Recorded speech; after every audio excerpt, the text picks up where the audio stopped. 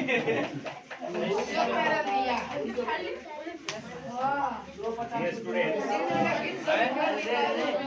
आज हम लोग पढ़ेंगे पास्ट परफेक्ट कंटिन्यूअस टेंस। क्या पढ़ेंगे हम लोग? Past perfect continuous tense. इससे पहले हम लोग पढ़ चुके हैं, ऑलरेडी हम लोग पढ़ चुके हैं। We have already read present perfect continuous tense. Okay, हमने आपको पढ़ाया था और उसका कायदा एक वीडियो भी बना हुआ है, आप लोग देखा भी होगा। उसको रिपीट करके देखोगे तो समझ में आ जाएगा, ठीक है। और यहाँ पे इसमें और इसमें मैं अंतर बताऊंगा। क्या बताऊंगा? आज मैं आपको ये पढ़ाने वाला हूँ, लेकिन पास्ट परफेक्ट कंटिन्यूअस में और प्रेजेंट परफेक्ट कंटिन्यूअस में कितनी सिमिलरिटी है, कितनी समानता है, वो मैं बताता हूँ।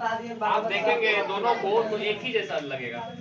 यहाँ पे देखिए, हिंदी वाक्य के अंत में ता रहा है, और यहाँ हिंदी वाक्य के क्रिया के अंत में ता रहा है। यहाँ पे ता रहा है, यहाँ पे क्या है? और यहाँ पर ता रहा था। यहाँ पे है, यहाँ पे है, यहाँ पे है ना।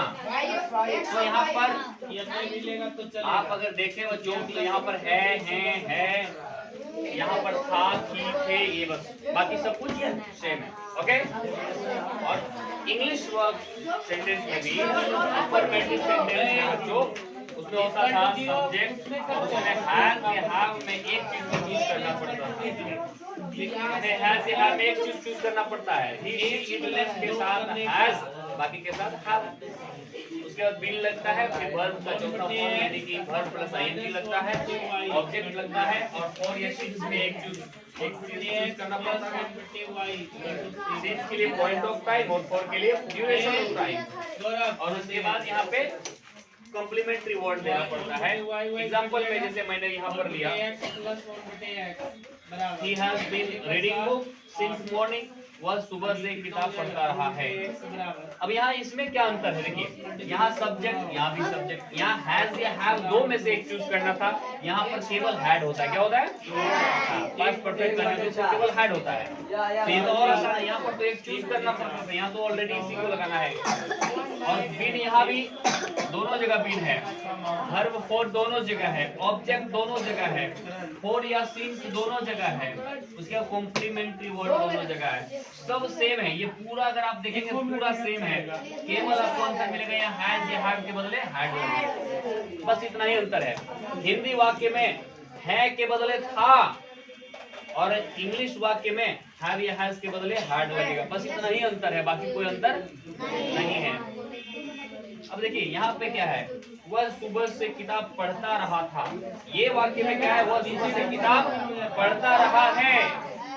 वह आज की बात कर रहे हैं, आज वह सुबह से किताब पढ़ता रहा है, मतलब आज की बात हो रही है।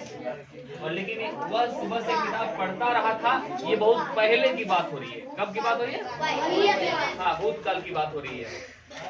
अंतर क्या है? केवल यहाँ है और यहाँ पे हाँ। इंग्लिश वाक्य में क्या है?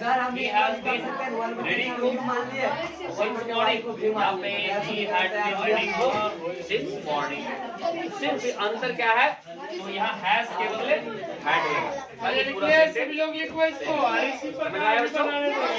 यदि आप प्रेजेंट परफेक्ट कंटिन्यूअस टेंस को बढ़िया तरीके से समझ गए हैं तो पास्ट परफेक्ट कंटिन्यूअस टेंस आपके लिए बिल्कुल आसान है, उससे भी आसानी ये वाला है। समझ में आया सबको? चलिए, अभी इसका आप लोग नेगेटिव सेंटेंस और इंटरोगेटिव वगैरह जल्दी से देखेंगे, ठीक है? Yes sir. Can I raise now? Yes sir. Okay.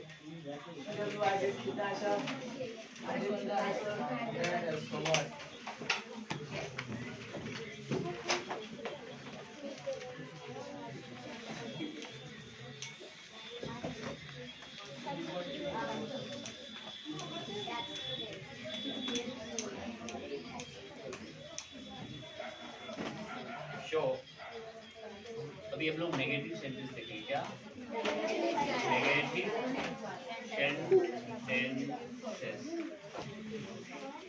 बोलिए, नेगेटिव सेंटेंसेस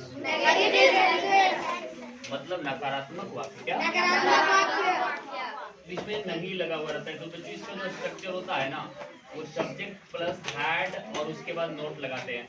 बच्चों जब भी नेगेटिव सेंटेंस रहता है ना तो वहाँ पे हेल्पिंग वर्ब के बाद नोट लगाते हैं। कब लगाते हैं?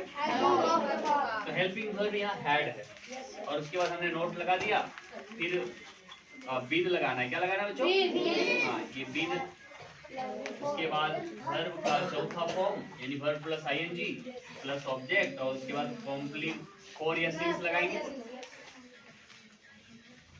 और उसके बाद कॉम्प्लीमेंट्री वर्ड यानी पूरक शब्द जो रहते हैं उसको लगा देंगे। तो ये हमारा स्ट्रक्चर हो गया नेगेटिव सेंटेंस का। ओके, एग्जांपल्स ले लेंगे।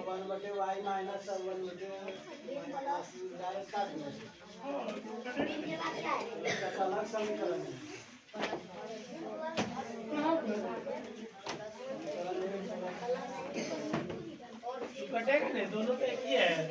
1/y माइनस का प्लस।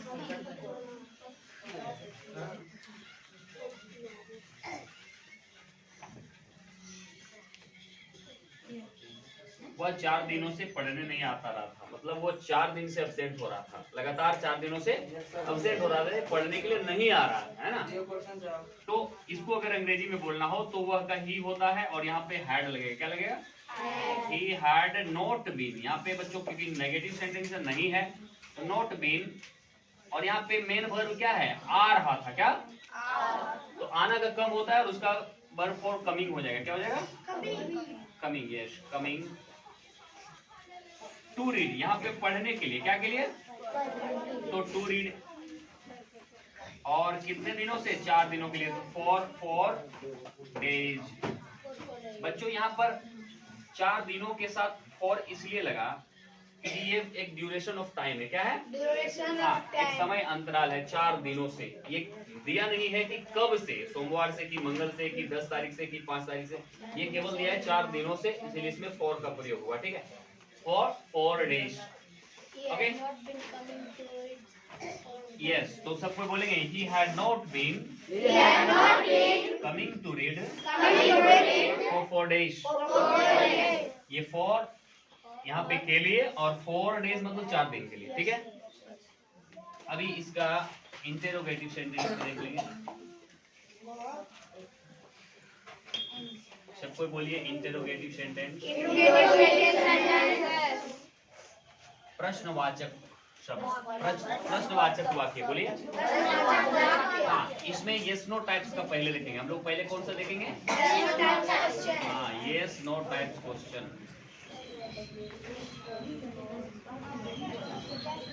इसका जो स्ट्रक्चर होगा बच्चों वो होगा, पहले हम लोग हैड लगा देंगे। बच्चों जानते हो यस नो टाइप क्वेश्चन जब भी आएगा ना उसमें शुरू में हेल्पिंग वर्ब लगाते हैं। क्या लगाते हैं? तो हैड सबसे शुरू में होगा, उसके बाद सब्जेक्ट होगा। अगर नोट है तो नोट लगाएंगे सब्जेक्ट के बाद। एक बात हमेशा ध्यान रखना, चाहे वो इंटरोगेटिव सेंटेंस में हमेशा नोट अगर रहे तो वो सब्जेक्ट के बाद लगता है, हेल्पिंग वर्ब के बाद नहीं लगता है। नोट सब्जेक्ट के बाद। कब? सब्जेक्ट के बाद। लेकिन वही चीज अगर नेगेटिव सेंटेंस में हो तो सब्जेक्ट के बाद नहीं बल्कि हेल्पिंग वर्ब के बाद। ओके, अगला देखो। उसके बाद यहाँ पे आपको बीन लगाना है। थर्ड सब्जेक्ट नोट बीन और उसके बाद वर्ब का चौथा रूप, फिर ऑब्जेक्ट, फिर फॉर या सिंस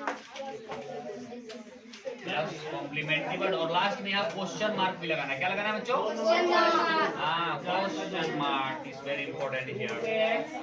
एंड एग्जांपल ले लेंगे।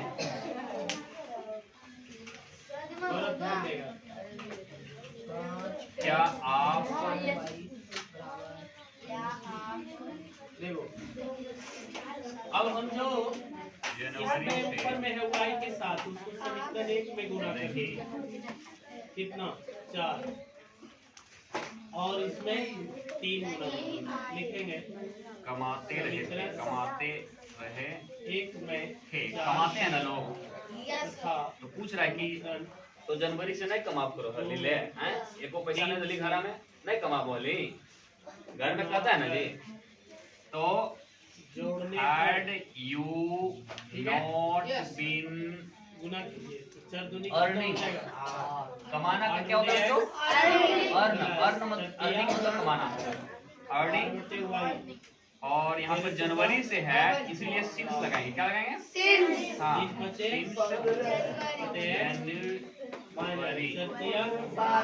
लास्ट में क्वेश्चन मार्क। क्या लगाएंगे लास्ट में?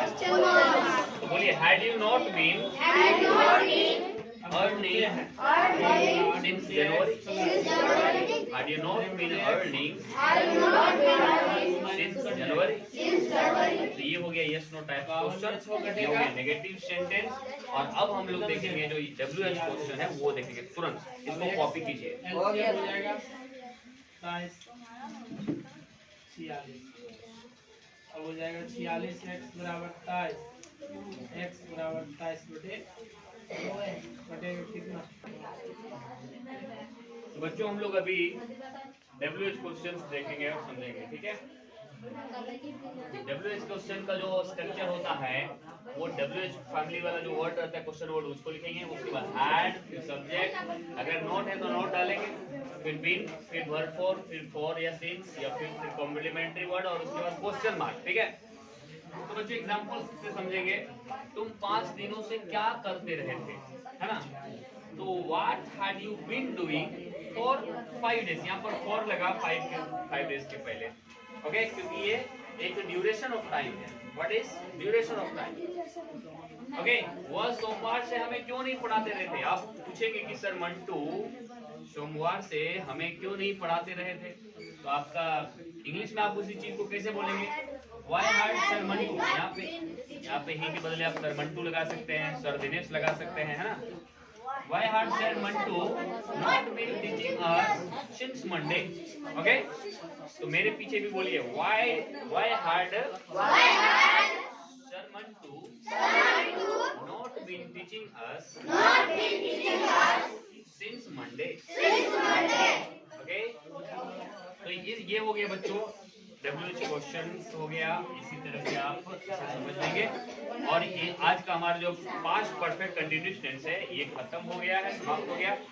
और इसका वीडियो आप हमारा YouTube चैनल जो है वहाँ पे जाके देख सकते हैं। इसको 4-5 बार देखिए ताकि आपको बढ़िया तरीके से समझ में आ जाए। नहीं, सब्सक्राइब वगैरह करना है कि नहीं करना ये आपकी मर्जी है। I don't like to request you that you subscribe करना ना करना वो आप पर डिपेंड करता है। वो आपकी मर्जी है तो करो वरना ना करो। लाइक करना है तो करो, ना तो ना करो। शेयर करना है तो करो या तो ना करो, ये आपकी मर्जी है। मेरा इसमें आपके लिए कोई रिक्वेस्ट नहीं है, लेकिन हाँ मेरा ये रिक्वेस्ट है कि इसकी वीडियो को 5 बार जरूर देखना। कितना बार? ताकि 5 बार आप जब देखोगे तो आपको समझ में आ जाएगा। और जब आप समझ जाओगे तो समझ लेंगे कि हमारा जो ये जुगाड़ है कि वीडियो बनाने का जो मकसद है वो क्या हो गया, सक्सेसफुल हो गया। क्या हो गया?